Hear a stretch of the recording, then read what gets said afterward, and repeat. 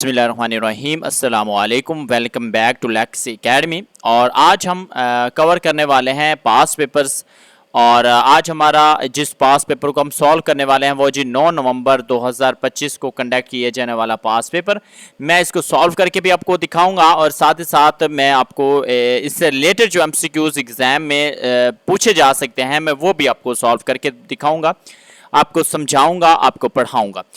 अगर आप जो है वो वीडियो को फर्स्ट टाइम देख रहे हो, हमारे चैनल पर फर्स्ट टाइम आए हो, तो चैनल को सब्सक्राइब करें एंड बेल आइकन लाजमी से प्रेस करें ताकि ऐसे ही लैट से रिलेटेड तैयारी के हवाले से वीडियोस आप तक पहुंचती रहें। सबसे पहले हमारा इंग्लिश का पोर्शन है, इसमें सबसे पहले सिनोनिम्स पूछे गए थे लैट एग्जाम में। तो सबसे पहला जो सिनोनिम था वो था जी ट्रीट। अब वर्ड है हमारे पास ट्रीट, और इस ट्रीट का मीनिंग सबसे पहले हम देख लेते हैं। ट्रीट के दो मतलब बन सकते हैं। एक तो ट्रीट का मतलब बन सकता है जी सलूक, ठीक है, किसी के साथ सलूक करना, ठीक है। और एक ट्रीट का मतलब होता है इलाज करना, ठीक है, इलाज करना। अब ये डिपेंड करता है, हम देखेंगे हमारे पास ऑप्शंस कौन कौन से हैं और करेक्ट कौन सा है। अच्छा, जो पहला हमारे पास ऑप्शन है, ठीक है, ये ऑप्शन है, इसका मतलब है इग्नोर। इग्नोर का मतलब होता है नजरअंदाज करना, ठीक है, नजरअंदाज करना। अब नजरअंदाज करना, चूंकि ये ट्रीट है, इसमें है जी सलूक करना, ठीक है, या निपटना या इलाज करना, तो इसलिए ये तो ऑप्शन इसका गलत है, ये तो बन नहीं सकता। उसके बाद जो ऑप्शन नंबर बी है, ये हमारे पास है जी हैंडल या क्योर। अब हैंडल से क्या मुराद है? हैंडल का मतलब होता है संभालना, ठीक है, संभालना, और क्योर का मतलब होता है इलाज। तो लिहाजा हमारा ऑप्शन नंबर बी जो है ये करेक्ट ऑप्शन है, मैं इसको मार्क कर देता हूं, ठीक है। उसके बाद हमारे पास ऑप्शन सी जो है, इसको भी देख लेते हैं ताकि अगर इनसे रिलेटेड कोई एमसीक्यूज पूछ लिया जाए तो आप लोगों को एक आइडिया हो कि ये तो हमने वर्ड पढ़ रखा है और इसका ये मतलब होगा। उसके बाद ये वर्ड है डैमेज। डैमेज का क्या मतलब होता है? डैमेज का मतलब होता है नुकसान, ठीक है, नुकसान। तो ये भी इसका मीनिंग नहीं बन सकता क्योंकि ये नुकसान है। उसके बाद वर्ड है रिजेक्ट। रिजेक्ट का मतलब होता है रद्द करना, मुस्तरद करना, ठीक है, रद्द करना या मुस्तरद करना, ठीक है। तो ये भी इसका मीनिंग नहीं बन सकता। तो हैंडल एंड क्योर ये इसका करेक्ट ऑप्शन है। उसके अलावा इससे रिलेटेड वर्ड ट्रीट से रिलेटेड कौन कौन से सिनोनिम्स बन सकते हैं? जैसे कि ट्रीट का सिनोनिम हैंडल है, क्योर है। इसी के साथ अगर होता हील, ठीक है, हील, तो ये भी इसका जो है वो सिनोनिम बन सकता था, जिसका मतलब होता है शिफा देना, इलाज करना। उसके बाद सेकंड वर्ड बन सकता है रेमेडी, ठीक है, REMDY, रेमेडी, ठीक है, रेमेडी भी बन सकता है जिसका मतलब होता है इलाज या हल निकालना, ठीक है। उसके बाद वर्ड मैनेज भी बन सकता है, ठीक है, सॉरी एक मिनट, MANAGE, मैनेज, ठीक है, मैनेज। मैनेज का मतलब होता है संभालना, ठीक है, ट्रीट करना, संभालना, ठीक है, जो है वो सलूक करना, ठीक है, बर्ताव करना, मैनेज करना, ठीक है। ये सारे एक ही उसमें मीनिंग में इस्तेमाल हो सकते हैं। तो ये रिलेटेड वर्ड्स भी लाजमी याद रखिएगा। अगर इस बार जो लैट टेस्ट होगा उसमें अगर ये रिलेटेड वर्ड्स में से कोई वर्ड पूछ लिया जाए तो आपको मीनिंग का पता होना चाहिए। जो मर्जी पूछ ले एग्जामिनर, चूंकि आपको मीनिंग का पता होगा तो आप इजीली उसको जो है वो सॉल्व कर लोगे। यहाँ पर मैं एक जो है वो आप लोगों के साथ बात शेयर करना चाहता हूँ कि जो बच्चे हमारा कोर्स ज्वाइन करना चाहते हैं, पेड कोर्स, और अपनी मुकम्मल तैयारी करना चाहते हैं, जिसमें हम सब्जेक्ट वाइज लेक्चर्स देते हैं और उसके साथ मॉक टेस्ट होते हैं, वीकली मॉक टेस्ट होते हैं, एंड इसके अलावा जो है वो पास पेपर जो है वो भी कवर करवाए जाते हैं। अगर आप हमारा बैच ज्वाइन करना चाहते हो तो स्क्रीन पर आपको नंबर शो हो रहे हैं, आप कॉन्टैक्ट करके इजिली ज्वाइन कर सकते हो। नेक्स्ट वर्ड है जी हमारे पास कंपेल, ठीक है। कंपेल का मतलब होता है मजबूर करना, जबरदस्ती करना किसी के साथ, ठीक है, किसी को मजबूर करना या किसी के साथ जबरदस्ती करना, जबरदस्ती करना, ठीक है। कंपेल का मतलब होता है मजबूर करना, जबरदस्ती करना, ठीक है, किसी को किसी काम के लिए। तो सबसे पहला हमारे पास जो वर्ड है, ठीक है, वो है रिक्वेस्ट। रिक्वेस्ट का मतलब होता है आजिज़ाना अपील करना, किसी से दरख्वास्त करना, ठीक है। तो इसलिए ये इसका सिनोनिम नहीं बनेगा, ये इसका एंटोनिम बन सकता था। अगर इसका एंटोनिम पूछा जाता तो फिर रिक्वेस्ट बन सकता था, क्योंकि इसका मतलब होता है आजिज़ाना रिक्वेस्ट करना, किसी से आजिज़ाना इल्तिजा करना, ठीक है, दरख्वास्त करना, ये इसका मीनिंग बन सकता है। उसके बाद ऑप्शन नंबर बी है अलाउ करना। अलाउ करने का मतलब होता है इजाजत देना, ठीक है। सो हमारा चूंकि वर्ड है कंपेल, तो इसका ये भी सिनोनिम नहीं बन सकता, क्योंकि इसका मतलब है इजाजत देना, ठीक है। उसके बाद है ऑप्शन नंबर सी, और ये एक्चुअल में हमारा करेक्ट ऑप्शन है, क्योंकि कंपेल का मतलब है मजबूर करना, जबरदस्ती करना। फोर्स और का मतलब जो है, फोर्स का जो मतलब है वो बनता है जी किसी को मजबूर करना, जबरदस्ती किसी काम के लिए किसी को मजबूर करना। और जो वर्ड है कोर्स, ठीक है, इसका भी मतलब मीनिंग ये इसी सेंस में आप इसको इस्तेमाल कर सकते हैं, जबरदस्ती करना, मजबूर करना, ठीक है। मैं लिख देता हूं, मजबूर करना, जबरदस्ती करना, ठीक है, जबरदस्ती करना, मजबूर करना। उसके बाद फॉरगिव, फॉरगिव का मतलब होता है मुआफ करना, तो ये भी इसका मीनिंग नहीं बन सकता, ठीक है, मुआफ करना, ये भी इसका मीनिंग नहीं बन सकता। बट इसको याद रखिएगा, मैंने मीनिंग साथ साथ इसलिए बता रहा हूं कि अगर इनमें से कोई वर्ड पूछ लिया जाए तो आपको एक्चुअल में सबके मीनिंग से पता होने चाहिए। अच्छा, अब रिलेटेड वर्ड, इससे एक दो रिलेटेड वर्ड मैं आपको दिखा दे, लिखकर यहां पर समझा देता हूं, ताकि अगर रिलेटेड वर्ड्स पूछ लिए जाए तो आपको वो भी आने चाहिए। तो पहला वर्ड है जी ऑब्लिग, ठीक है। ऑब्लिग का मतलब होता है जी पाबंद करना, मजबूर करना। इम्पेल, इम्पेल भी बन सकता है, ठीक है, IMPEL, इम्पेल। इम्पेल का मतलब भी होता है तरगीब देना, आगे धकेलना, ठीक है। और प्रेशराइज भी इसका बन सकता है, ठीक है, प्रेशराइज करना, जिससे हम कहते हैं कि मुझे प्रेशराइज किया जा रहा है, मुझे मजबूर किया जा रहा है, ठीक है। सो ये भी आप इसको याद कर सकते हो। उसके बाद है जी हमारे पास वर्ड नंबर 3 है जी कंपैशनेट। कंपैशनेट का मतलब होता है रहम दिल, शफकत करने वाला, हमदर्द, ठीक है, रहम दिल। कंपैशनेट का मतलब होता है रहम दिल, शफकत करने वाला, हमदर्द। सो पहला इसका ऑप्शन जो है ये करेक्ट है, ठीक है, ये वाला करेक्ट ऑप्शन है, क्योंकि इसका मतलब है काइंड, सिंपैथेटिक, ठीक है। काइंड और सिंपैथेटिक इसका मतलब होता है, इसका मतलब होता है रहम दिल, ठीक है, रहम दिल, हमदर्द, इसका मीनिंग होता है। इसी के साथ अगर हम मतलब के रिलेटेड वर्ड्स को देखें तो इसमें जो बी ऑप्शन बी है, इसका मतलब है क्रूएल, इसका मतलब होता है जालिम, ठीक है। सो ये इसका एंटोनिम तो बन सकता है, बट इसका सिनोनिम नहीं बन सकता। उसके बाद सेल्फिश, सेल्फिश का मतलब होता है खुद गर्ज, ठीक है। उसके बाद इनडिफरेंट, इनडिफरेंट का मतलब होता है बेहिस, लापरवाह, ठीक है, बेहिस, लापरवाह। तो ये भी इसका सिनोनिम नहीं बन सकता, एंटोनिम्स बन सकता है। सो यहां पर सिनोनिम पूछा गया तो ये काइंड और सिंपैथेटिक जो है वो इसका करेक्ट ऑप्शन है, पहले वाला। अब इसके जो रिलेटेड वर्ड्स हैं उनको देख लेते हैं। रिलेटेड वर्ड्स याद कर लीजिएगा, अगर एग्जाम में आ जाए, पूछ लिए जाए तो आपको ये आने चाहिए, ठीक है। सो पहला वर्ड है जी बेनिवोलेंट, BENEVOLANT, बेनिवोलेंट। बेनिवोलेंट का मतलब होता है,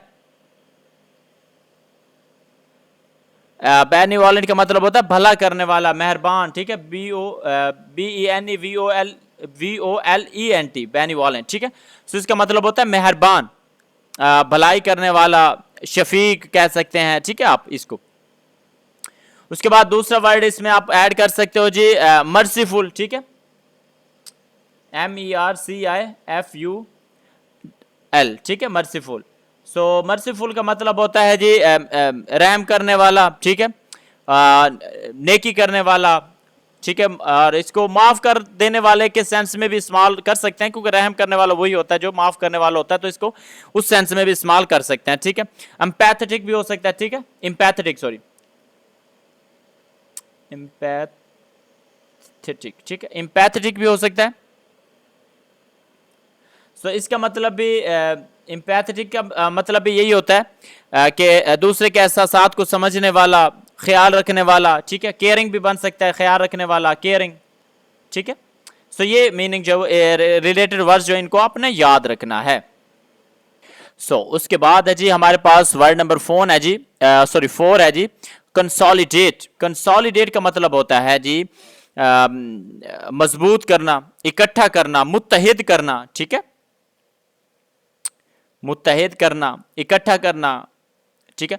सो इसका पहला वर्ड है जी स्कैटर। स्कैटर जो है इसका मतलब होता है बखेरना, तो ये गलत हो गया, चूंकि हमें तो सिनोनिम चाहिए, तो कंसोलिडेट मुत्तहिद करना होता है, स्कैटर इसको उल्ट हो सकता है, इसलिए गलत है। दूसरा वर्ड है जी ऑप्शन नंबर बी है वीकेन। वीकेंड का मतलब भी होता है कमजोर करना, तो ये भी गलत है चूंकि हमें तो इसका सिनोनिम चाहिए, ठीक है, तो कमजोर करना भी गलत हो गया। उसके बाद वर्ड है डिवाइड।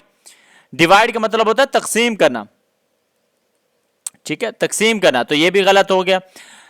ऑप्शन नंबर 4 जो है ये करेक्ट ऑप्शन है, ठीक है, ऑप्शन नंबर 4 जो है ये करेक्ट है। कंबाइन, स्ट्रेंथन, ठीक है, कंबाइन का मतलब होता है इकट्ठा करना, ठीक है, मुत्तहिद करना, कंबाइन करना, और स्ट्रेंथन का मतलब होता है मजबूत करना, ठीक है, मजबूत करना या इकट्ठा करना, ठीक है, तो ये इसका जो है वो करेक्ट ऑप्शन बनेगा। उसके बाद इससे जो रिलेटेड वर्ड्स हैं उनको हम देख लेते हैं, ठीक है। सो इसके रिलेटेड वर्ड्स हम देख लेते हैं। यूनिफाई, ठीक है, यूनिफाई, यूनिफाई का मतलब होता है एक करना, मुत्तहिद करना, ठीक है। इसी के साथ मर्ज करना, ठीक है, मर्ज करने का मतलब होता है जी जम कर देना, ठीक है, जम कर देना किसी को किसी चीज के अंदर, ठीक है, मर्ज कर देना, ठीक है। उसके बाद फोर्टिफाई भी हो सकता है, ठीक है, फोर्टिफाई, फोर्टिफाई का मतलब होता है जी मजीद मजबूत बनाना, ठीक है। तो ये इसके जो वो रिलेटेड वर्ड्स बन सकते हैं, तो आप इनको भी याद रखिएगा। अगर एग्जाम में ये पूछ ले जाए, इनका सिनोनिम पूछा जाए, एंटोनिम पूछा जाए, अगर आपको मीनिंग का पता होगा तो आप इजीली लिख लोगे, कोई मसला भी नहीं है, ये बहुत इजी है। सो नेक्स्ट है जी हमारे पास वर्ड नंबर 5, अबैंडन, ठीक है। अबैंडन का मतलब होता है जी वाफिर, कसीर, ठीक है, वाफिर, कसीर, ज्यादा, कसरत के साथ कोई चीज मौजूद हो, ठीक है। तो इसमें सबसे पहला जो ऑप्शन है यही करेक्ट ऑप्शन है, ठीक है। प्लेंटीफुल, प्लेंटीफुल का मतलब होता है जी वाफर, कसीर, ठीक है, कसीर, कसरत, ज्यादा, ठीक है। उसके बाद स्कैंटी, स्कैंटी जो है वो इसका रॉन्ग ऑप्शन है, क्योंकि स्कैंटी का मतलब होता है कम, ठीक है, ना होने के बराबर, ठीक है, कम, बराए नाम जो चीज होती है, या ना होने के बराबर, ना होने के बराबर, ठीक है। उसके बाद रेयर, थोड़ा, ठीक है। तो चूंकि अबैंडन का मतलब कसीर है, तो इससे इसका हमें एंटोनिम चाहिए होता तो तब हम रेयर यूज कर सकते थे, बट चूंकि हमें इसका सिनोनिम चाहिए, हम माने अल्फाज चाहिए, ठीक है, तो वो प्लेंटीफुल बनेगा। उसके बाद है जी फ्यू, फ्यू का मतलब भी होता है चांद, थोड़े, ठीक है, चांद थोड़े, तो इसलिए ये भी इसका ऑप्शन नहीं बन सकता। अच्छा, इससे रिलेटेड वर्ड्स मैं एक दो आपको बता देता हूं, ठीक है। बाउंटीफुल बन सकता है, ठीक है, अगर ये पूछा जाता बाउंटीफुल, ठीक है।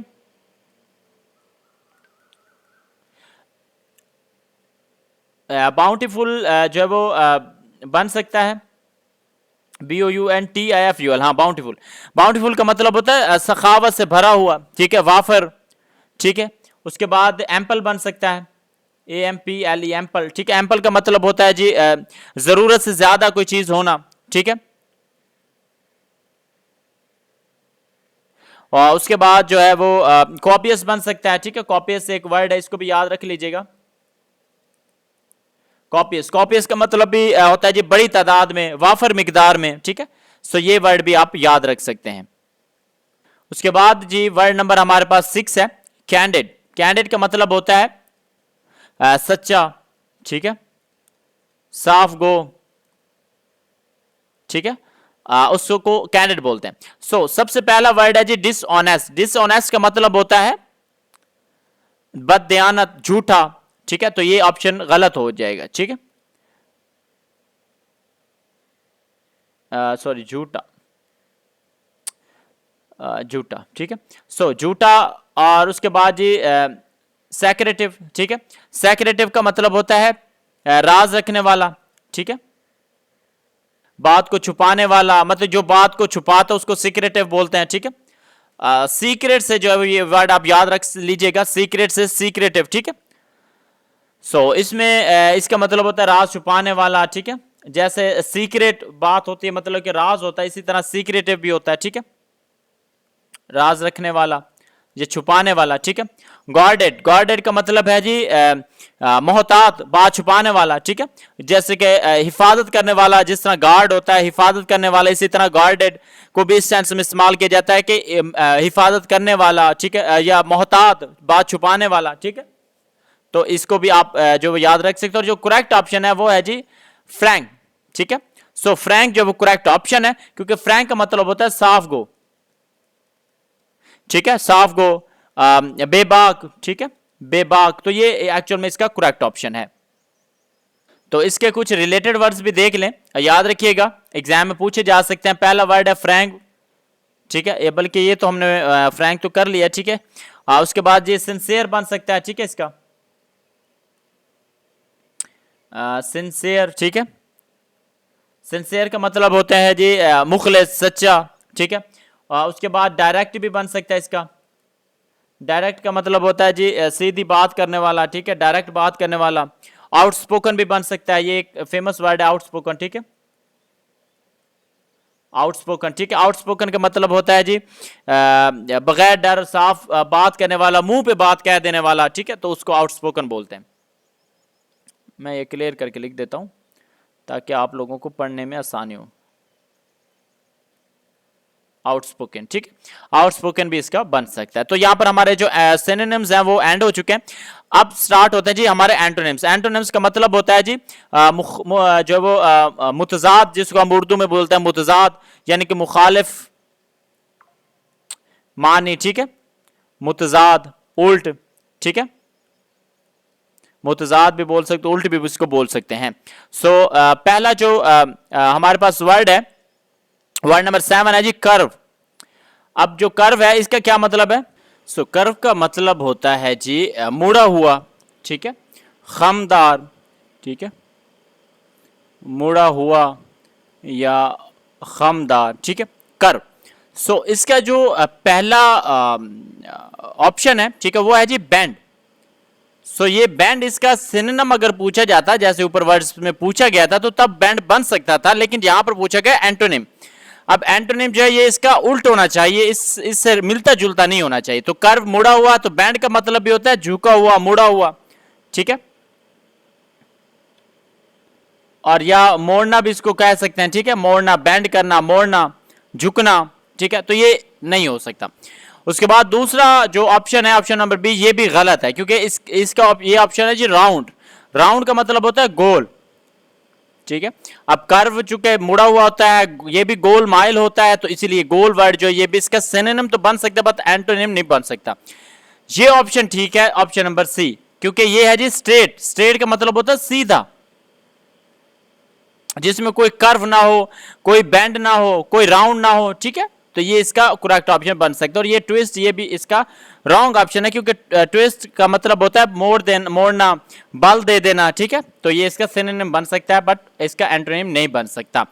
अब इसके कुछ रिलेटेड जो है वो वर्ड्स को देख लेते हैं, ठीक है, जो अगर स्ट्रेट की जगह पर होते तब भी इसका एंटोनिम्स बन सकते थे, क्योंकि स्ट्रेट का मतलब होता है सीधा, तो इसीलिए डायरेक्ट वर्ड बन सकता था, ठीक है, इसका ऑप्शन डायरेक्ट हो सकता था। डायरेक्ट का मतलब भी होता है सीधा, बिलवासा, ठीक है। और उसके बाद अनबेंट भी होता, अगर अनबेंट यहां पर होता, ठीक है, तो तब भी हम जो वो इसका ये एंटोनिम कंसीडर कर सकते थे, ठीक है। अनकर्व्ड होता तब भी ये हो सकता था, ठीक है,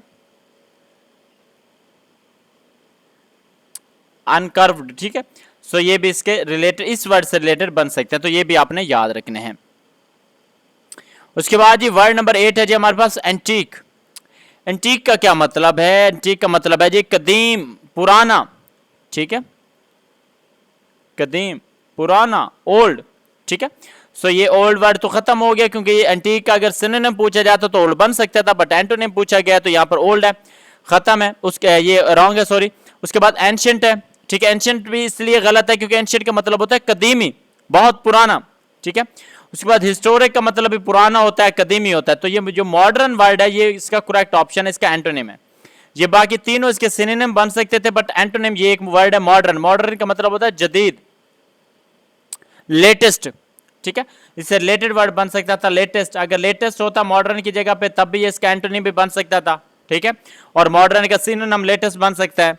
और इसके अलावा जो है वो रीसेंट बन सकता है, ठीक है, रीसेंट बन सकता है। और उसके बाद करंट बन सकता है, ठीक है, जैसे करंट अफेयर्स हम कहते हैं, मतलब कि जो ताज़ा अफेयर्स होते हैं, ताज़ा करंट अफेयर्स, ठीक है, तो मामलात जो होते हैं, ठीक है, लेटेस्ट मामलात, करंट अफेयर्स, इसी तरह ये वर्ड करंट यहाँ पर बन सकता था, ठीक है। तो नॉवेल भी बन सकता है वैसे, अगर इस वर्ड को भी कंसीडर करें, NOVEL। नॉवेल का मतलब चूँकि इसको भी नया या इस सेंस में इस्तेमाल किया जा सकता है नॉवेल को, ठीक है, तो ये भी आप इस वर्ड को भी देख सकते हो।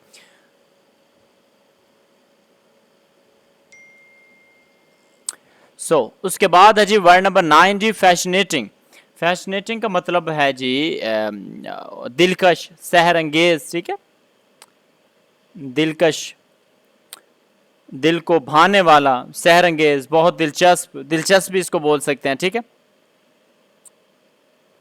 दिलचस्प भी इसको बोल सकते हो। फैसिनेटिंग सबसे पहला जो ऑप्शन है, ठीक है, ये एक्चुअल में इसका जो है वो करेक्ट ऑप्शन है, क्योंकि फैसिनेटिंग का मतलब होता है दिलचस्प, भाने वाला, दिलकश, और बोरिंग जो है वो इसका उल्ट बनेगा। बोरिंग का मतलब होता है बोझल कर देने वाला, बेजार कर देने वाला। रिपल्सिव, रिपल्सिव का मतलब होता है जी नाकाबिले, जो वो काबिले नफरत, सॉरी, ठीक है, बोरिंग काबिले नफरत भी बन सकता है, ठीक है। और उसके बाद जो है वो बोरिंग का मतलब हो सकता है बेजार कर देने वाला, ठीक है, बेजार करने वाला, ठीक है, तो ये बोरिंग बन सकता है। इसका जो इसी के अलावा इससे रिलेटेड जो वर्ड है ऑप्शन बी है वो है जी इंटरेस्टेड, इंटरेस्टिंग। इंटरेस्टिंग का मतलब होता है दिलचस्प, ये गलत होगा। ब्यूटीफुल, ब्यूटीफुल का मतलब होता है खूबसूरत। अब चूंकि दिलकश है तो इसका एंटोनिम तो ब्यूटीफुल नहीं बनेगा, सिनोनिम बन सकता है, तो इसलिए ये भी गलत है। उसके बाद चार्मिंग, चार्मिंग का मतलब होता है दिलकश। अब फैसिनेटिंग का मतलब भी दिलकश है और चार्मिंग का मतलब भी दिलकश है, तो इसका सिनोनिम बन सकता था बट एंटोनिम नहीं बनेगा। अब चूंकि यहां पर एंटोनिम पूछा गया है सो वो बोरिंग बनेगा, ठीक है। इससे रिलेटेड वर्ड बन सकते हैं, ठीक है, डल बन सकता है, DULL, डल। डल का मतलब होता है सुस्त, बेजार, बेजार कुन, ठीक है, बेरंग, जिससे कहते हैं कि ये जो है वो आपका जो चेहरा है बड़ा डल है, डल नजर आ रहा है, ठीक है, आप बहुत डल हो, सुस्त हो, ठीक है, तो इस तरह इस सेंस में इसको इस्तेमाल कर सकते हैं। इसके साथ वर्ड है जी टीडियस, ठीक है, TEDIOUS, टीडियस। टीडियस का मतलब होता है थका देने वाला, जो है वो उकता जाना, ठीक है, बेजार कर देने वाला, ठीक है, उकता देने वाला। अनइंटरेस्टिंग भी बन सकता है। अनइंटरेस्टिंग का मतलब होता है बगैर किसी दिलचस्पी के, ठीक है। ये इससे रिलेटेड वर्ड्स हैं, इनको भी याद रखिएगा। उसके बाद वर्ड है जी वर्ड नंबर 10 हमारे पास है जी रिमार्केबल। रिमार्केबल का मतलब होता है नुमाया, ठीक है, नुमाया, गैर मामूली, ठीक है। तो अब इसका उल्टा हमें ढूंढना है। सबसे पहला वर्ड है जी एक्स्ट्रा ऑर्डिनरी। एक्स्ट्रा ऑर्डिनरी का मतलब होता है गैर मामूली, ठीक है, गैर मामूली, तो ये वर्ड नहीं बनेगा इसका। उसके बाद वर्ड है जी ग्रेट। ग्रेट का मतलब होता है अजीम, तो अजीम भी इसका नहीं बनेगा चूंकि एक्स्ट्रा ऑर्डिनरी, गैर मामूली, अजीम, नुमाया, ठीक है, काबिल साइश, काबिल तारीफ, काबिल जिक्र, उस शख्स के लिए वर्ड ग्रेट इस्तेमाल हो सकता है। आउटस्टैंडिंग, आउटस्टैंडिंग का मतलब होता है जी शानदार, नुमाया, ठीक है, नाकाबिल यकीन, तो ये भी इसका नहीं बन सकता। ये सारे इसके सिनोनिम बन सकते थे रिमार्केबल के, बट एंटोनिम नहीं बन सकते। एंटोनिम का मतलब होता है उल्ट। तो वर्ड जो हमारे पास ऑप्शन नंबर डी है ना, ठीक है, ऑप्शन नंबर डी ये इसका करेक्ट ऑप्शन है, क्योंकि ऑर्डिनरी और कॉमन ये दोनों वर्ड्स हैं, ठीक है। ऑर्डिनरी का मतलब होता है मामूली, ठीक है, और जबकि जो कॉमन है इसका मतलब होता है आम, सादा, ठीक है, सादा भी बन सकता है। जो वो गैर मामूली या नुमाया का उल्ट बनेगा आम, मामूली, सादा, ठीक है, तो ये इसका एंटोनिम बन सकता है। उसके अलावा इससे रिलेटेड वर्ड्स हम देख लेते हैं, ठीक है, ताकि आप याद रख सकें। अगर रिलेटेड वर्ड्स आ जाते ऑर्डिनरी, कॉमन, इससे रिलेटेड अगर इसके सिनोनिम पूछ लिए जाएं या रिमार्केबल के मजीद कौन कौन से ऑप्शंस बन सकते थे, तो एवरेज बन सकता था, ठीक है, एवरेज। एवरेज का मतलब होता है जी औसत दर्जे का, ठीक है। टिपिकल भी बन सकता था,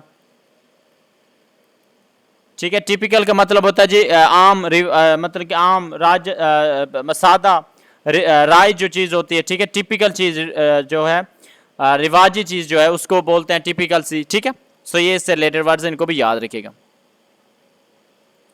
उसके बाद जी वर्ड नंबर 11 है हमारे पास स्टिफलिंग, ठीक है। स्टिफलिंग का मतलब होता है जी दम घुटना, हबस का जो माहौल होता है, ठीक है,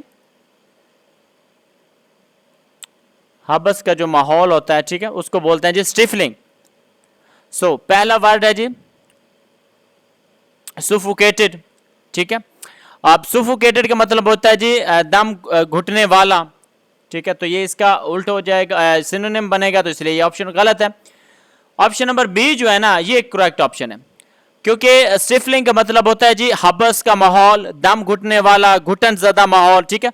जबकि रिफ्रेशिंग या एरी जो है वो इसका मतलब होता है जी ताज़ा दम माहौल, ठीक है। रिफ्रेशिंग, ताज़ा दम, एरी, हवादार, ठीक है, तो ये इसका उल्ट बनेगा।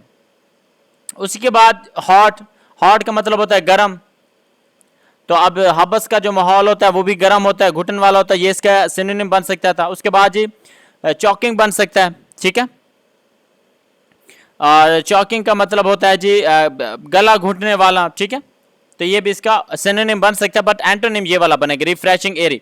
अब रिफ्रेशिंग और एरी से रिलेटेड कौन कौन से वर्ड्स बन सकते हैं? वेंटिलेटेड बन सकता था, ठीक है, अगर वेंटिलेटेड आ जाता, ठीक है, तो वेंटिलेटेड बन सकता था, हवादार। ब्रेजी बन सकता है, ठीक है, BREEZY, ठीक है, ब्रेजी, ब्रेजी का मतलब होता है जी खुली हवा वाला, ठीक है। कूल बन सकता है, ठीक है, कूल, कूल का मतलब भी ठंडा, पुरसकून हो सकता है, तो ये इससे रिलेटेड वर्ड्स हैं, इनको भी याद रखिएगा। उसके बाद जी वर्ड नंबर 12 है हमारे पास जी रिलैक्टेंट। रिलैक्टेंट का मतलब होता है जी हिचकिचाना, हिचकिचाता हुआ, गैर रजामंद, नाखुशगवार भी इस सेंस में भी इस्तेमाल हो सकता है, ठीक है। सो पहला वर्ड है जी हेजिटेंट। हेजिटेंट का मतलब है हिचकिचाने वाला, तो इसका सिनोनिम बन सकता है। दूसरा है जी अनविलिंग। अनविलिंग का मतलब होता है जी रजा, अनविलिंग, सॉरी, अनविलिंग का मतलब होता है गैर रजामंद, ठीक है, गैर रजामंद। जबकि विलिंग का मतलब होता है जी रजामंद, तो ये इसका करेक्ट ऑप्शन है, क्योंकि हमें एंटोनिम चाहिए। रिलैक्टेंट का मतलब होता है जी गैर रजामंद, ठीक है, नाखुशगवार, हिचकिचाने वाला, तो विलिंग, ईगर जो है वो इसका करेक्ट ऑप्शन बनेगा, क्योंकि इसका मतलब होता है रजामंद, शाइक, ठीक है, जो शर्माने वाला ना हो उसको बोलते हैं अफ्रेड। अफ्रेड का मतलब होता है खौफ ज़्यादा, ठीक है ना। सो ये भी इसका ऑप्शन जो मतलब कि ऑप्शन है ये गलत होगा, तो करेक्ट ऑप्शन है जी विलिंग, ईगर, ठीक है। सो इसके रिलेटेड वर्ड्स कौन कौन से बन सकते थे? तो रेडी बन सकता है, ठीक है, रेडी, रेडी का मतलब होता है तैयार, आमादा। उसके बाद कीन बन सकता है, ठीक है, कीन का मतलब होता है KEEN, कीन का मतलब होता है शदीद ख्वाहिशमंद, ठीक है, शदीद ख्वाहिशमंद, जिस तरह जब वो मतलब किसी भी एग्जाम्पल में आप इसको यूज कर सकते हो। डिस्पोज बन सकता है, ठीक है, डिस्पोज, डिस्पोज का मतलब होता है जी माइल, तैयार, ठीक है। सो ये इसका जो वो करेक्ट ऑप्शन रिलेटेड सिनोनिम्स हैं, ठीक है, ये आप याद रखिएगा। ये सारे मीनिंग मैं इसलिए बता रहा हूं ताकि अगर इनमें से कोई भी वर्ड आपको एग्जाम में पूछ लिया जाए, चाहे सिनोनिम पूछा जाए, चाहे एंटोनिम पूछा जाए, जब आपको वर्ड का मीनिंग आता होगा ना, तो जो मर्जी पूछ ले एग्जामिनर, आपका ये क्वेश्चन ठीक होंगे। सो नेक्स्ट है जी वर्ड नंबर 13 हमारे पास इंटेंशनल। इंटेंशनल का मतलब होता है बाकायदा, कसद या इरादे से किया गया कोई काम, ठीक है, कसदन कोई काम करना, ठीक है, इरादतन, इरादतन कोई काम करना, ठीक है, इरादे से करना, ठीक है, सोच समझ कर, जानबूझ कर करना, दानिस्ता तौर पर करना, ठीक है। सो इसका जो पहला ऑप्शन है ये है जी डेलिब्रेट। डेलिब्रेट का मतलब होता है दानिस्ता, सोचा समझा, ठीक है, सोचा समझा। उसके बाद प्लान्ड, ठीक है, प्लान का मतलब यही होता है मंसूबे के तहत को काम करना, ठीक है।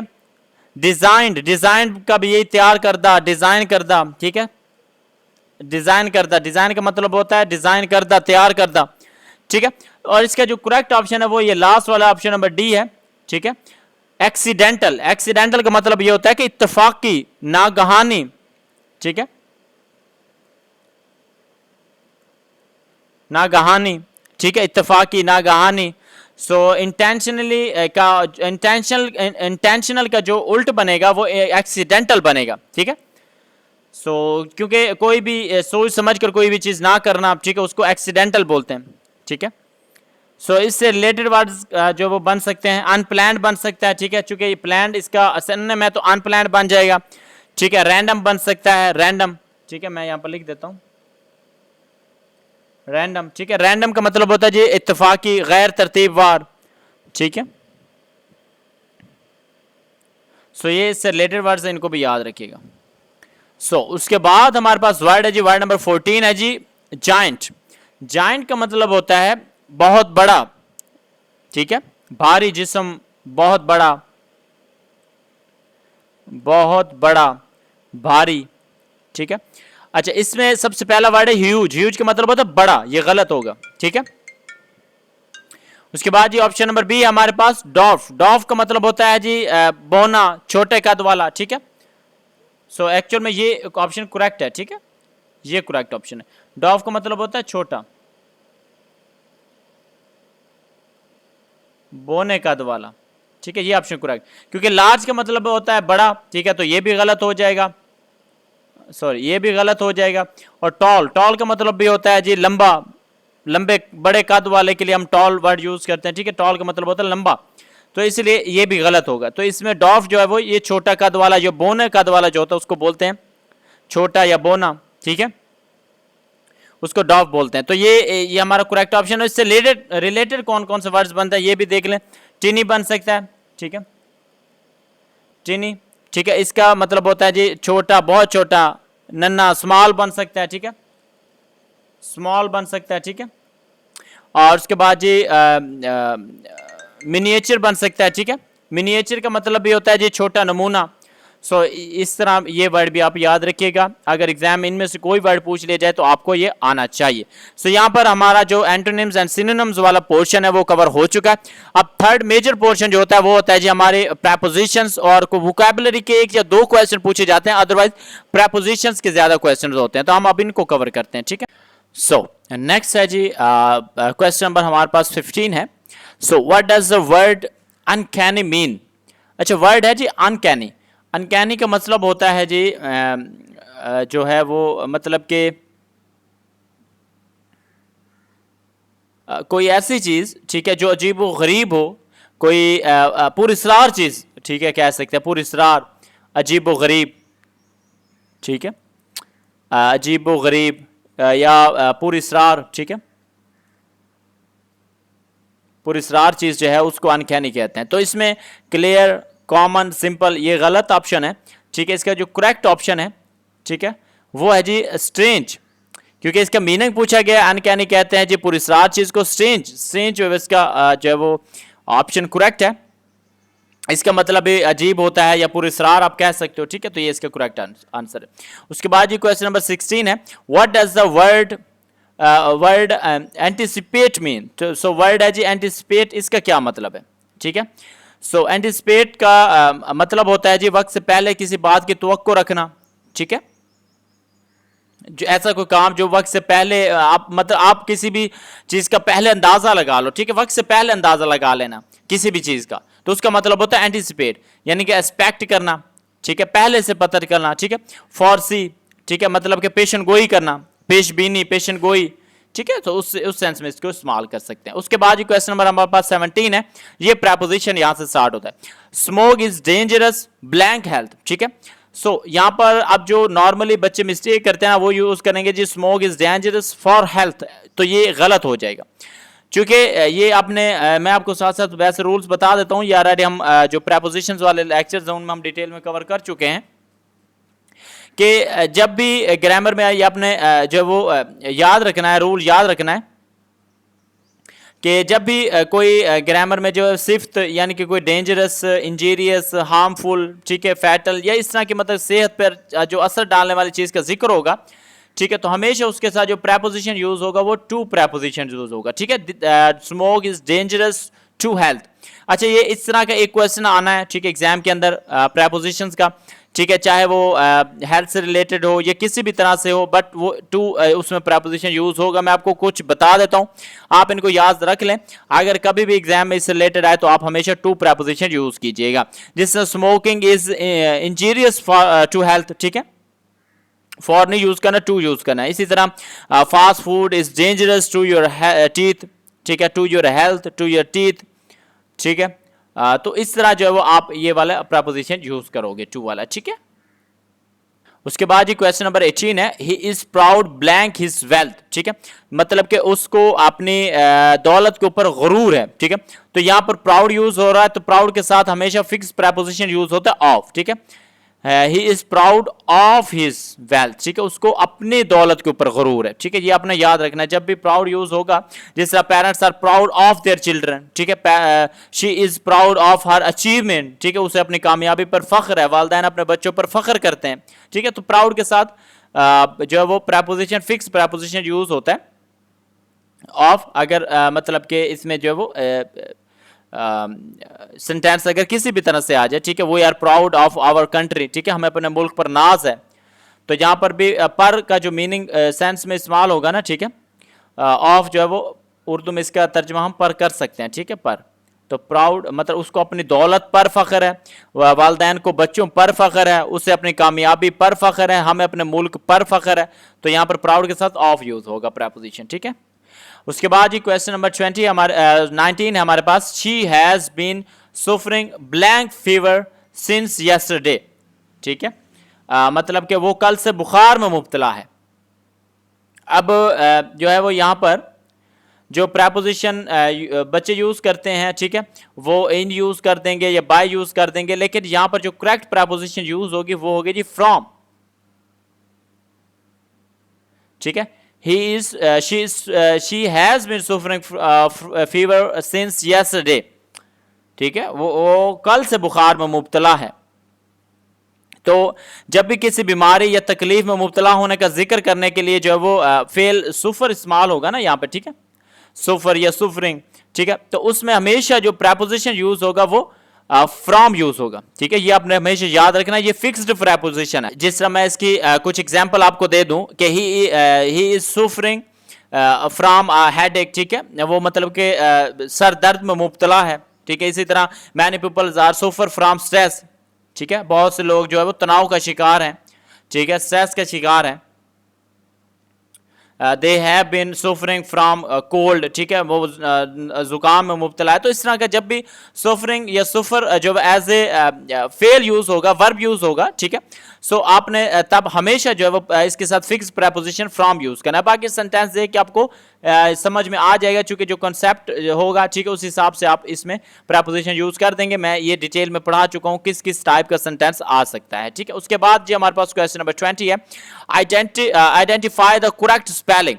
अच्छा, ये यहाँ से जो है वो आपको करेक्ट स्पेलिंग की जो वो निशानदेही करनी है, RECEIVE, ठीक है। अच्छा, ये गलत है, पहले वाला गलत है, ठीक है, ये गलत हो गया, RECEIV, ये रिसीव, ये ठीक है, ठीक है, ये भी गलत है और ये भी गलत, ये सेकंड ऑप्शन भी ठीक है, RECEIV रिसीव के जो ये स्पेलिंग होते हैं। ये एक या दो क्वेश्चन इस तरह के पूछ लिए जाते हैं बाज़ औक़ात। बाकी नॉर्मली जो मेजर पोर्शन होता है इंग्लिश का वो सिनोनिम्स, एंटोनिम्स एंड प्रपोजिशंस पे होता है, जिसके ऊपर हमारे ऑलरेडी लेक्चर्स जो क्लासेस बच्चों की हो रही हैं उनमें हम दे चुके हैं, ठीक है, बच्चों को कवर करवा चुके हैं। उसके बाद हमारा जो पोर्शन है उसके बाद वो है जी जनरल नॉलेज का, ठीक है। जनरल नॉलेज के भी 20 MCQs होते हैं और इसमें सबसे पहला MCQs है, what are chromosomes made of. जो क्रोमोसोम्स हैं वो किससे मिलकर बने होते हैं, ठीक है, बनते हैं या बने होते हैं, सो वो DNA एंड प्रोटीन्स के साथ मिलकर बने होते हैं, ठीक है। ये आपने क्वेश्चन याद रख लेना है।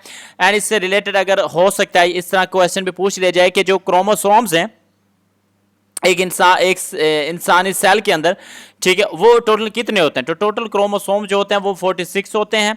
और अगर इनके पेयर्स पूछे जाएं कि उनके पेयर्स कितने होते हैं, यानी कि how many pairs of chromosomes are in human cell, ठीक है, सो वो उनके जो पेयर्स हैं वो 23 होंगे, ठीक है। पेयर्स अगर पूछे जाएं 23 होंगे। और अगर ये पूछ लिया जाए कि क्रोमोसोम्स की तादाद कितनी होगी एक सेल के अंदर, ठीक है, तो 26 होगा, ठीक है। उसके बाद जी हमारे पास क्वेश्चन नंबर है जी 22, ठीक है, विच ऑर्गन फिल्टर ब्लड। जो ब्लड है उसकी फिल्ट्रेशन का काम कौन सा ऑर्गन करता है, ठीक है।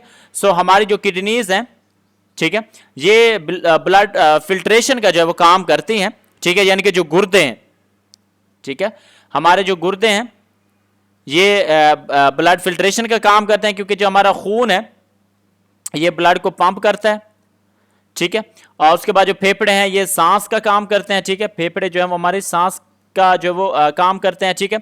और उसके बाद जो लीवर है, ठीक है, ये इससे रिलेटेड क्वेश्चन आता है कि इंसानी जिस्म का सबसे बड़ा इंटरनल ऑर्गन कौन सा है, सबसे बड़ा, तो वो लीवर है, ठीक है। अगर ये पूछा जाए कि सबसे बड़ा ऑर्गन कौन सा है तो वो लीवर है।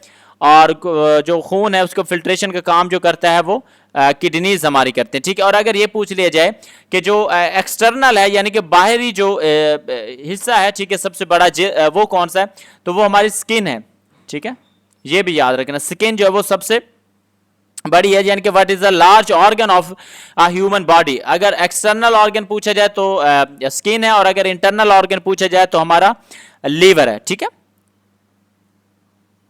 और इसके अलावा इससे रिलेटेड क्वेश्चन ये भी बन सकता है कि अगर ये पूछ रहा जाए कि एक इंसानी जिस्म में कितनी हड्डियां होती हैं, ठीक है, तो 206 हड्डियां होती हैं एक अडल्ट बॉडी के अंदर, ठीक है। ये आपने याद रखना, एक अडल्ट बॉडी के अंदर कितनी 206 हड्डियां होती हैं, और अगर इनके पेयर्स पूछे जाएं तो 103 पेयर्स बनते हैं, ठीक है। तो इस तरह आपने इनको जो है याद रखना है। उसके बाद है जी हमारे पास क्वेश्चन नंबर 23 है, which is the largest country by area. तो मैं आपको पहले बता चुका हूं कि एरिया के लिहाज जो सबसे बड़ा कंट्री है वो रशिया है, ठीक है। और सबसे बड़ा एरिया के लिहाज से जो कॉन्टिनेंट है वो हमारा एशिया है, ठीक है, ये याद रखिएगा। सबसे जो छोटा सिटी है वो है जी वेटिकन सिटी, ठीक है, ये भी पूछा जाता है, वेटिकन सिटी है, ठीक है। ये कंट्री है, वैसे इसके नाम के साथ सिटी लगता है तो इसलिए कंफ्यूज ना होइएगा, ठीक है। उसके बाद अगर आबादी के लिहाज से पूछ लिया जाए तो हमारा इंडिया है, ठीक है। इंडिया जो है आबादी के लिहाज से सबसे बड़ा है, चाइना नहीं है, ये आप याद रखिएगा। तो इंडिया जो है वो सबसे बड़ा है। उसके बाद जो है वो सबसे बड़ा अगर समुद्र पूछ लिया जाए तो पैसिफिक ओशन है, सबसे छोटा पूछ लिया जाए तो आर्कटिक ओशन है, ठीक है। तो ये अगर डेजर्ट पूछा जाए तो सहारा डेजर्ट है। ये क्वेश्चन रिलेटेड है, इनको याद रखिएगा। उसके बाद ये क्वेश्चन नंबर है जी 24, what is the capital of Indonesia. So Indonesia का जो कैपिटल है वो जकार्टा है। बाकी कैपिटल्स हम ऑलरेडी पढ़ चुके हैं, मैंने जो कवर करवाए उनको लाजमी से याद रखिएगा, इंशाल्लाह उसमें से एक पूछ लिया जाएगा। उसके बाद इजिप्ट की करेंसी पूछी गई है। सो इजिप्ट की जो करेंसी है वो इजिप्शियन पाउंड है, ठीक है। तो इजिप्शियन पाउंड और बाकी जिन कंट्रीज की हमने करेंसी की है उनको भी याद रखिएगा, उसमें से इंशाल्लाह पूछ ले। उसके बाद ये how many legs does a spider have. तो एक जो स्पाइडर है, ठीक है, उसकी कितनी लेग्स होती हैं, ठीक है। तो स्पाइडर की 8 लेग्स होती हैं, ये याद रखिएगा। और इससे रिलेटेड कुछ क्वेश्चन बन सकते हैं जी कि जो मतलब कि नॉर्मली जो छोटे मतलब कीड़े मकोड़े होते हैं, ठीक, उनकी जो लेग्स होती हैं वो कितनी होती हैं, जैसे 6 होती है नॉर्मली, वैसे कि कुछ की ज़्यादा भी होती है, बट ओवरऑल टिपिकल जो इंसेक्ट्स की जो है वो लेग्स 6 होती हैं, ठीक है। और इसके अलावा जो वो इनसे रिलेटेड बस ये एक क्वेश्चन बनता है, बाकी इसके अलावा तो कोई क्वेश्चन नहीं बनते। बाकी इनसे रिलेटेड जो इनके कॉलोनीज़ के ग्रुप्स के नाम वगैरह है वो मैंने ऑलरेडी जो वो व्हाट्सएप ग्रुप में शेयर कर दिए थे, वो वहाँ से आपने लाजमी याद करने हैं, ठीक है।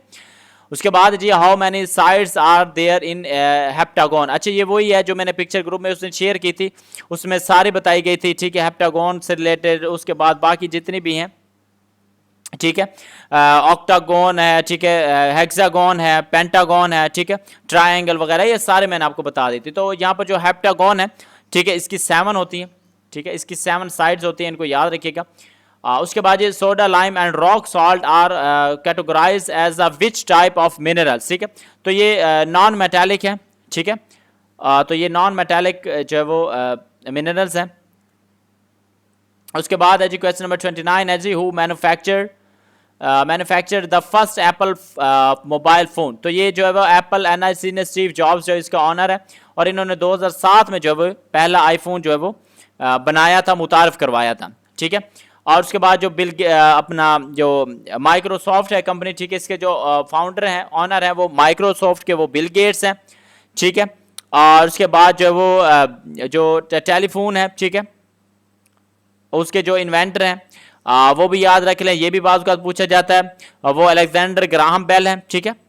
और उसके बाद जो फेसबुक है, मेटा एआई है, उसका मार्क जकरबर्ग है। रिचेस्ट पर्सन जो है अभी के टाइम में वो एलॉन मस्क है, एक्स के और स्पेस एक्स के जो ऑनर है, फाउंडर है, वो भी एलॉन मस्क ही हैं, ठीक है। और जो टेस्ला है उसके भी ऑनर वही हैं, तो ये भी याद रखिएगा। उसके बाद क्वेश्चन नंबर 30 है जी हमारे पास, what does GPS stand for, ठीक है। तो जीपीएस जो है वो स्टैंड करता है जी ग्लोबल पोजीशनिंग सिस्टम पर, ठीक है, ग्लोबल पोजीशनिंग सिस्टम। और इससे रिलेटेड याद रख लें एक दो क्वेश्चन सीपीयू के बारे में पूछा जा सकता है। CPU stand for central processing unit है, ठीक है। उसके बाद रैम के बारे में पूछा जा सकता है, ठीक है। RAM stand for random access memory, accessible memory, ठीक है। और उसके बाद रूम है जी, जो रूम स्टैंड फॉर जी है रूम, ठीक है। रूम है जी random read, read ROM stand for होता है जी रीड ओनली मेमोरी, ठीक है। रैम है जी रैंडम एक्सेस मेमोरी, ठीक है। और रूम है जी रीड ओनली मेमोरी, ठीक है। ये आपने इस तरह याद रखना है इसको, ताकि पूछ, अच्छा वाईफाई का भी याद कर लें। वाईफाई जो है वो वायरलेस फिडेलिटी, ठीक है, वायरलेस फिडेलिटी वाईफाई, ठीक है। ये वाईफाई भी याद रख लें, ये भी पूछा जा सकता है। उसके बाद है जी क्वेश्चन नंबर 31 है हमारे पास, यूनिसेफ से रिलेटेड क्वेश्चन है जी, what was established to protect the rights of home, ठीक है। तो जो एक इदारा है यूनिसेफ का, तो वो किसके राइट्स को प्रोटेक्ट करने के लिए जो वो बनाया गया था या प्रोटेक्ट करता है, तो वो चिल्ड्रन, बच्चों के राइट्स जो है वो उनको प्रोटेक्ट करता है, ठीक है। ये आपने याद रखना है। और उसके बाद है जी हमारे पास क्वेश्चन नंबर 32 है, which country won the ICC champion trophy 2025। तो आईसीसी चैंपियन ट्रॉफी जो है वो इंडिया ने विन की थी 2025 की, ठीक है। और अगर ये पूछ लिया जाए इससे रिलेटेड कि ये जो मतलब कि ये जो आईसीसी चैंपियन ट्रॉफी थी, ठीक है, इसको विन किया था, वो तो आप इंडिया बता दोगे, ठीक है। और अगर ये पूछ लिया जाए कि इसको होस्ट कौन कर रहा था, ठीक है, तो वो पाकिस्तान था, ठीक है। होस्ट जो इसको पाकिस्तान ने किया था। और उसके बाद जो आईसीसी T20 वर्ल्ड कप था, ठीक है, मेंस का, ठीक है, 2024 का, वो भी इंडिया ने जीता था, ये भी याद रखिएगा। चैंपियन ट्रॉफी 2025 की भी इंडिया, 2024 का T20 वर्ल्ड कप जो था वो भी इंडिया ने ही विन किया था। जबकि जो 2023 का आईसीसी क्रिकेट वर्ल्ड कप था ना, वो जो है वो ऑस्ट्रेलिया ने विन किया था, ठीक है, ऑस्ट्रेलिया, ये भी याद रख लें, वो ऑस्ट्रेलिया ने विन किया था। तो ये तीनों याद रखिएगा, इंशाल्लाह इसी में से एक कोई ना क्वेश्चन पूछ लिया जाएगा। उसके बाद ये क्वेश्चन नंबर 33 है, which country has the largest crude oil reserve in Asia. तो एशिया में सऊदी अरेबिया के पास सबसे ज्यादा है। लेकिन अगर यह पूछ लिया जाता कि दुनिया के अंदर कौन सा कंट्री है जिसके पास सबसे ज्यादा जो है वो रिसोर्सेज हैं, रिजर्व्स हैं क्रूड ऑयल के, ठीक है, तो वो था जी वेनेजुएला, ठीक है। वेनेजुएला जो है वो वेनेजुएला जो है वो, एक मिनट मैं लिख दूं, इसके स्पेलिंग लिख दूं।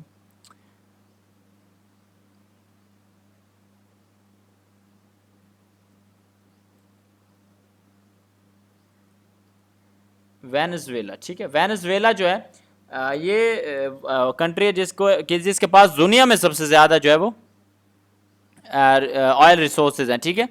रिसेंटली इसके ऊपर यूएसए ने अटैक भी किया था और इनके सदर वगैरह को भी गिरफ्तार कर लिया था। उस वक्त आपने न्यूज़ वगैरह में इसका नाम वगैरह सुना होगा, ठीक है। उसके बाद है जी क्वेश्चन नंबर 34 है, which instrument is use to see distant object. मतलब कि जो दूर की चीज है, ठीक है, उसको देखने के लिए कौन सा इंस्ट्रूमेंट, आला जो इस्तेमाल होता है। तो दूर की चीज को देखने के लिए माइक्रोस्कोप जो है वो सॉरी टेलीस्कोप इस्तेमाल होती है, ठीक है, दूर की चीज को देखने के लिए। जबकि जो माइक्रोस्कोप है ना, ये छोटी चीजों को देखने के लिए इस्तेमाल होती है। मतलब कि जो बिल्कुल छोटी छोटी चीजें होती है ना, उनको देखने के लिए माइक्रोस्कोप इस्तेमाल होती है। जो टेलीस्कोप है ये दूर की चीजों को देखने के लिए जो वो इस्तेमाल होती है। बाकी इसके अलावा लास्ट लेक्चर में मैंने जो हमारा यूट्यूब पर फ्री लेक्चर अपलोड हुआ था उसमें मैंने आपको बताया था पेरिस्कोप के बारे में, स्टेथोस्कोप के बारे में, ठीक है। पेरिस्कोप जो है वो ऑब्जेक्ट को जो है वो मतलब कि जो पानी के ऊपर मतलब कि जो समुद्र के अंदर जो चीज़ें होती हैं, ठीक है, मतलब कि जो आबदोज वगैरह या इस तरह की जो चीज़ें हैं, तो वो इस्तेमाल करते हैं इसको पानी के ऊपर की जो सतह की नकलो हरकत है ना, उसका लेवल जो है ना उसको देखने के लिए इस्तेमाल होती हैं। और जो स्टेथोस्कोप है, ठीक है, ये दिल की जो हार्ट बीट है, धड़कने हैं, उसको सुनने के लिए जो है इस्तेमाल होता है, ठीक है। उसके बाद ये क्वेश्चन नंबर 35 है कि in which country was ECO established, ठीक है। सो ECO यानी कि इकोनॉमिक कोऑपरेशन ऑर्गेनाइजेशन, ठीक है। ECO स्टैंड फॉर अगर पूछ लिया जाए तो इकोनॉमिक कोऑपरेशन ऑर्गेनाइजेशन है। और ये जो है वो जो एस्टैब्लिश हुआ था, ठीक है, किस कंट्री में हुआ था, ठीक है, ठीक है। तो ये तेहरान में इस्टेब्लिश हुआ था, ठीक है, ईरान तेहरान में। और इसकी डेट भी याद रखिएगा 1985 जो है, इससे रिलेटेड पूछा जा सकता है, ठीक है। और इसके अलावा इसमें यह पूछा जा सकता है कि इसके मेंबर कौन कौन से, फाउंडिंग मेंबर कौन कौन से, तो उसमें पाकिस्तान भी शामिल है, ठीक है। उसके अलावा जो है वो ईरान और तुर्की, ठीक है, ये 3 कंट्रीज हैं, ईरान, पाकिस्तान और तुर्की। और उसके अलावा अगर ये पूछ लिया जाए कि इसके जो है वो हेडक्वार्टर, तो वो मैं आपको ऑलरेडी बता चुका हूँ, तेहरान में है, ईरान में है, ठीक है। और इससे रिलेटेड अगर सार्क का पूछ लिया जाए, चूंकि वो भी एशिया में ही आती है, ठीक है, तो सार्क में जो है वो कहाँ पे उसका हेडक्वार्टर लोकेटेड है, तो काठमांडू में है, ठीक है, नेपाल में। ये भी आप याद रखिएगा। उसके बाद ये क्वेश्चन नंबर है जी हमारे पास 36 है। Which UN body adopted the Convention on the Rights of the Children, ठीक है, 1989। तो यूएन की वो कौन सी मतलब बॉडी है, ठीक है, जिसने जो है वो राइट्स ऑफ चिल्ड्रन की कन्वेंशन की जो है वो इजाज़त दी थी, मंजूरी कह लें दी थी, ठीक है। सो वो यूएन की जनरल असम्बली थी, ठीक है, जिसने ये जो है वो कन्वेंशन की इजाज़त दी थी, मंजूरी दी थी, ठीक है। और उसके बाद है जी क्वेश्चन नंबर 37 है हमारे पास जी। What is the modern name of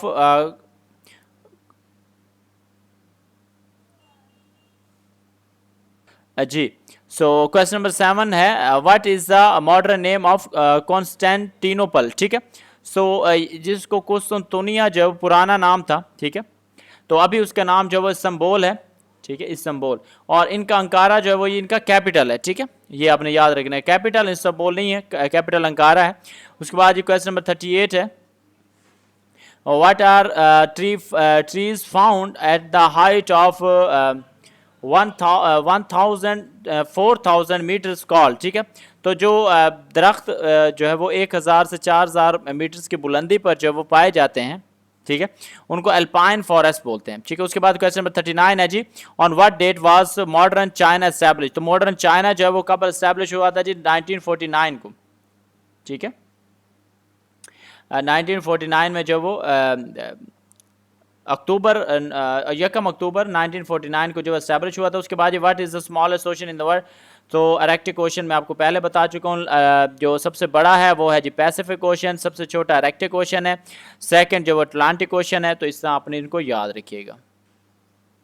उसके बाद जी क्वेश्चन नंबर 41 है। What does Riba means, Riba का मतलब होता है जी इंक्रीज एडिशन, ठीक है।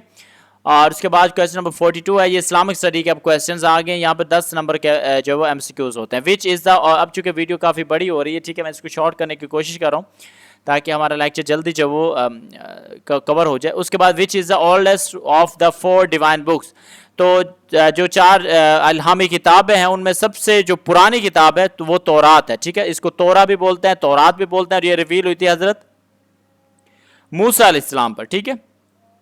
उसके बाद ज़बूर जो है हज़रत दाऊद अलैहिस्सलाम पर, इंजील जो हज़रत ईसा इब्न मरियम अलैहिस्सलाम पर।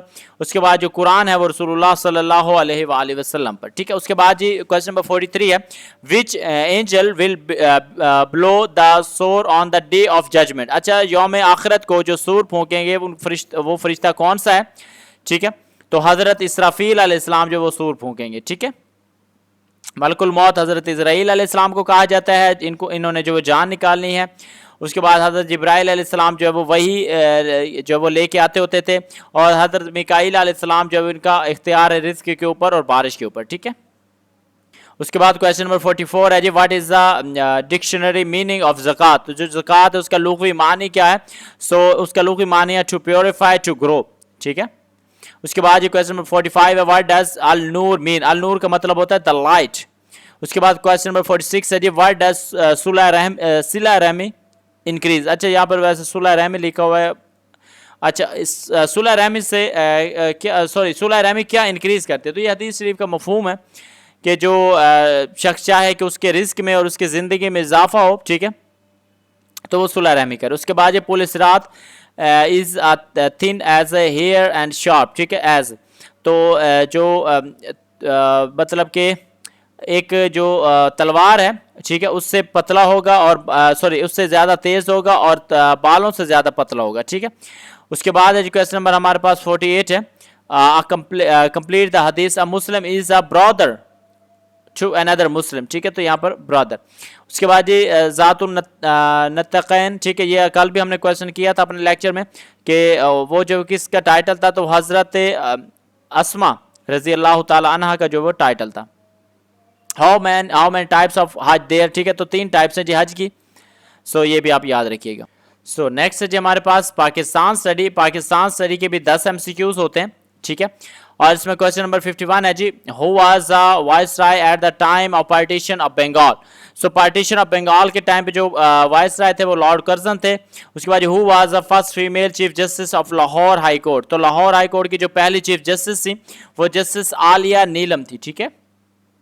उसके बाद जी Ahmad Shah Abdali was a writer of which language. तो अहमद शाह अब्दाली जो थे वो पश्तो के जो है वो राइटर भी थे और कह लें कि एक शायर भी थे, ठीक है। और उसके बाद जी वेयर इज हेलाजी लेक, ठीक है, तो जो हेलाजी लेक है, ठीक है, वो कहाँ पे वाक़या, वो ठट्ठा डिस्ट्रिक्ट सिंध में वाक़या है, ठीक है। और उसके बाद है जी हमारे पास क्वेश्चन नंबर 55 है जी, वेयर इज लालूसर लेक लोकेटेड, ठीक है, तो जो लालूसर लेक है, ठीक है, वो कहाँ पे लोकेटेड है, तो लालूसर लेक जो वो मानसेरा KPK में जो वो लोकेटेड है, ठीक है, मानसेरा KPK कागान वैली, ठीक है, KPK में ये यहाँ पे लोकेटेड है। उसके बाद है जी क्वेश्चन नंबर 56 है हमारे पास, where was Benazir Bhutto assassinated. तो बेनज़ीर भुट्टो को जो है शहीद किया गया था लियाकत बाग है रावलपिंडी में, वहाँ पे 27 दिसंबर 2007 में। डेट लाजमी याद रखिएगा, इसको पूछा जा सकता है, रिपीट किया जा सकता है। उसके बाद in which province is Hanna lake located, ठीक है, क्वेश्चन नंबर 57 है हमारे पास, जो हाना लेक है, ठीक है, वो कहाँ पे लोकेटेड है, ठीक है। तो जो हाना लेक है, ठीक है, वो बलूचिस्तान में लोकेटेड है, ठीक है। ये एक तारीखी झील है, ठीक है, और बड़ी खूबसूरत है ये, ठीक है, जिसको बरतानवी दौर में बनाया गया था, ये भी याद रखिएगा, ठीक है। ये वो लेक है जिसको बरतानवी दौर में बनाया गया था और ये बहुत ही प्यारी और खूबसूरत है और ये बलूचिस्तान में है। उसके बाद क्वेश्चन नंबर 58 है हमारे पास, in which province is the Hingol river located. तो हिंगोल रिवर जो है वो भी बलूचिस्तान में है, ठीक है, दरिया हिंगोल जो है वो भी बलूचिस्तान में, और ये बलूचिस्तान का सबसे लंबा दरिया है, ठीक है, और ये जो मकरान के इलाके में बहता है और मतलब कि जो इस साइड पे, लेकिन ये बलूचिस्तान का सबसे बड़ा और लंबा दरिया है, ये याद रखिएगा। उसके बाद क्वेश्चन नंबर 59 है, वेयर इज़ द हिरन मीनार लोकेटेड। तो हिरन मीनार जो वो शेखुपुरा में, ठीक है, पंजाब में, लाहौर के करीब है। और उसके बाद जी on which date do banks close for zakat detection. तो जो बैंक किस डेट को जो वो क्लोज होते हैं ज़कात के लिए, तो वो 1 रमज़ान है। 1 रमज़ान को बैंक जो वो आम पब्लिक के लिए क्लोज होते हैं, जस्ट ज़कात जो वो डिटेक्ट की जाती है, कट की जाती है, ठीक है। उसके बाद जी हमारा उर्दू का पोर्शन है। उर्दू के टोटल 10 नंबर्स के MCQs होते हैं। अहमद का भाई समझदार है, इस जुमले में लफ्ज़ समझदार का कवायद के रूप से क्या है, तो ये सिफ्त है, ठीक है। उसके बाद ये ग्रामर के कुछ क्वेश्चंस होते हैं, ये उर्दू वाले लेक्चर्स में हमने कुछ कवर कर लिए हैं, कुछ हम मज़ीद इंशाल्लाह कवर कर लें। उसके बाद लफ्ज़ बसीरत का हम मानी लफ्ज़ दर्ज झैल में से क्या है। सो बसीरत कहते हैं जी दूर अंदेज शख्स को, ठीक है, अकल और दाना शख्स को, ठीक है। उसके बाद पानी पानी होना मुहावरे का दुरुस्त मतलब क्या हो सकता है, ठीक है, क्या है, तो पानी पानी होना मतलब कि बहुत ज़्यादा शर्मिंदा होना, ठीक है। लफ्ज़ तुलू का मुतज़ाद क्या है, तुलू का मतलब तुलू का जो मुतज़ाद होगा वो गुरूब होगा, ठीक है, और चूंकि रात का सुबह बन सकता है, ठीक है, और तुलू का जो वो गुरूब होता है, ठीक है। उल्ट मुसद्दस इस नज़्म को कहते हैं जिसके हर बंद में ब्लैंक मिसरे हो, ठीक है, तो मुसद्दस में 6 मिसरे होते हैं, ठीक है, ये याद रखिएगा आप। उसके बाद ये क्वेश्चन नंबर 66 है हमारे पास, लफ्ज़ खाकसार का उल्ट या मुतज़ाद लफ्ज़ क्या है। तो खाकसार कहते हैं आजिज़ शख्स हो, ठीक है, मुफलिस को, गरीब को, तो इसका उल्ट होगा जी मगरूर, मुतकब्बिर, ठीक है। उसके बाद है जी क्वेश्चन नंबर 67 है, ज़रबुल मिसल चिराग तले अंधेरा से क्या मुराद है। चिराग तले अंधेरा से मुराद है कि दूसरों को फ़ायदा पहुँचाना और अपनों को महरूम रखना, ठीक है, दूसरों को फ़ायदा पहुँचाना और अपनों को महरूम रखना। उसके बाद ये क्वेश्चन नंबर 68 है, लफ्ज़ असास का लुग़वी मानी क्या है, ठीक है, तो असास कहते हैं बुनियाद को, ठीक है। उसके बाद ये वो नाम जो किसी खूबी या वस्फ की वजह से हुकूमत की तरफ से दिया जाए उसे क्या कहते हैं, सो उसको कहते हैं जी खिताब, ठीक है, जो हुकूमत की तरफ से दिया जाए उसको खिताब कहते हैं। उसके बाद जो लफ्ज शजर की दुरुस्त जमा क्या है, तो शजर की जमा अशजार होती है, ठीक है। सो नेक्स्ट है जी हमारे पास मैथमेटिक्स का पोर्शन, और मैथमेटिक्स के होते हैं जी टोटल 5 नंबर। सो सबसे पहले क्वेश्चन नंबर 71 है, if x plus 5 is equal to 12 then what is the value of x। बड़ा सिंपल सा क्वेश्चन है, जस्ट आपको क्या करना है, x की वैल्यू फाइंड करनी है। तो x plus 5 is equal to 12।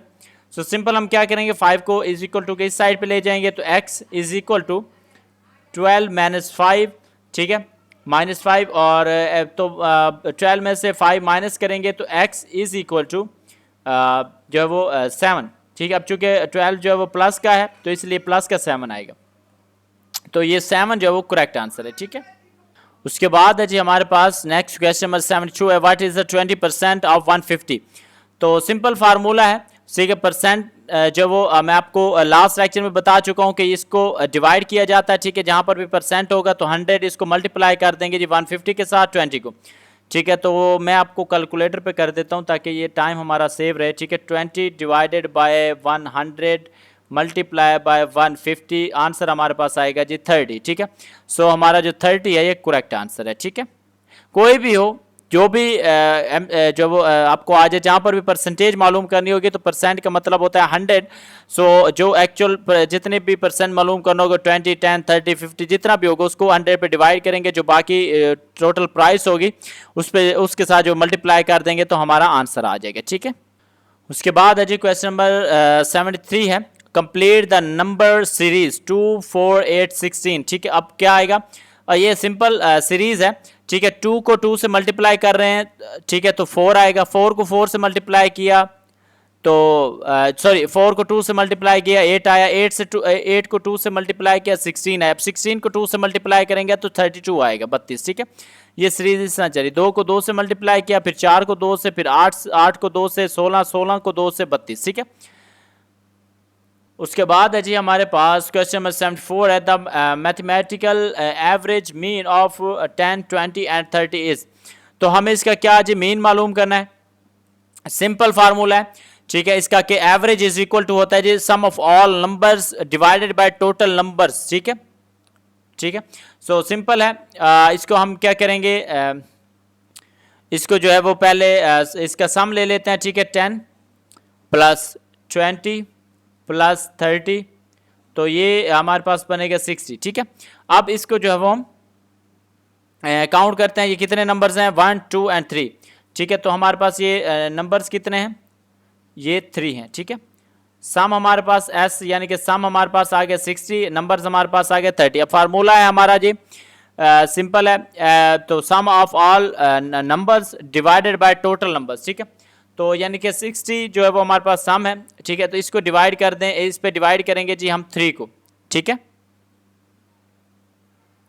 तो इसको जो है वो मैं यहाँ से 60 divided by 3 is equal to 20, ठीक है। तो यहाँ पर हमारा जो आंसर है वो 20 होगा, ये 20 आंसर है, ठीक है।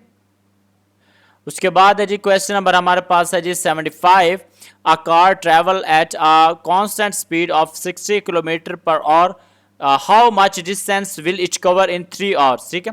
तो एक कार है जो 60 किलोमीटर फी घंटे की रफ्तार से सफर कर रही है, तो वो 3 घंटों में कितना सफर तय करेगी। अगर हम सिंपली इसको मल्टीप्लाई कर दें 60 को 3 से तो आंसर हमारा आ जाएगा, ठीक है, 180 किलोमीटर। बट इसको मजीद मैं आपको फार्मूले से समझा देता हूँ कि जब भी इस तरह का क्वेश्चन आ जाए आपने क्या करना है, ये कार है फी घंटा ये कितना किलोमीटर कर रही है, 60 किलोमीटर कर रही है, ठीक है। तो सबसे पहले आपने इसकी स्पीड ले लेनी है, ठीक है। इसकी स्पीड कितनी है जी, 60 किलोमीटर पर आवर, ठीक है। अच्छा, उसके बाद आपने ले लेना है टाइम, ठीक है। टोटल टाइम कितना है, ठीक है, ये वाला ये टाइम है हमारे पास कितना है जी 3, ठीक है। और इसका फार्मूला आप याद रख लें कि डिस्टेंस अगर मालूम करना हो ना, तो डिस्टेंस मालूम करने के लिए डिस्टेंस इज इक्वल टू होता है जी स्पीड मल्टीप्लाई बाय टाइम, ठीक है। यानी कि स्पीड को टाइम से मल्टीप्लाई करेंगे तो हमारे पास डिस्टेंस आ जाएगा। तो एक गाड़ी अगर 60 किलोमीटर पर फी घंटे की रफ्तार से सफर कर रही है तो वो 3 घंटों में 180 किलोमीटर जो वो सफर करेगी। तो ये हमारा जो लेक्चर है वो यहाँ पर कंप्लीट हो चुका है। उसके बाद जो लास्ट पोर्शन होता है वो है जी एसे एंड पर्सनल स्टेटमेंट का। टॉपिक्स मैं आपको बता देता हूँ। तो ये टॉपिक्स जो है वो आप देख लें और इनसे रिलेटेड जो है वो आप कंटेंट याद रखिएगा, ठीक है। इससे रिलेटेड जो वो एमसीक्यूज सॉरी जो ऐसे हैं वो आप जो है वो आपको देखने को मिल सकते हैं, तो ये भी आप याद रखिएगा। और उसके बाद इसमें 3 ऐसे आए थे लास्ट टाइम, क्या कंप्यूटर इंसानी दिमाग से बेहतर हो रहे हैं, शहरियों के हकूक़ और फ़राइज़, हमारे माहौल को सबसे बड़ा ख़तरा क्या है, ठीक है, ये आपने याद रखना है। और किसी कीमती चीज़ को खोने का आपका तजर्बा जो है वो क्या है, ठीक है, उसके ऊपर जो है वो इसको जो है वो एक्सप्लेन करना था। तो ये चीज़ें जो है वो आपने देख लेनी है। सो आज का लेक्चर हमारा जो यहाँ पर कवर हो चुका है, मुकम्मल हो चुका है। इंशाल्लाह आपसे नेक्स्ट लेक्चर में मुलाकात होगी। So thanks for watching. Allah हाफिज़।